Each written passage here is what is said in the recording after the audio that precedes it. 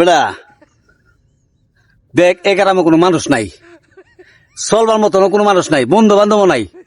আজকাল থেকে আমরা বাপ পুতই বন্ধু। তুই আমার বন্ধু মনে করে আমার রাখবে, বন্ধু করে রাখবে, বুঝছস? তোর মনে কোনো দুঃখ থাকলে আমার লগে প্রকাশ করবে। আজকাল থেকে আমরা বাপ পুত দুজনে বন্ধু হিসেবে চলুম, বুঝছো?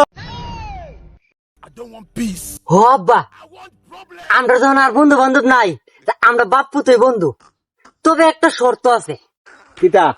ও আচ্ছা, তাইলে আমরা বাপ পুত যখন আজকের থেকে বন্ধু, তে কথাটা কই এলাই বাইজা ভাবিরে কইবা আমার যাতে আর না জ্বালা, আমার যাতে আর না মারে, তাহলে তুমি কয়ে দিও।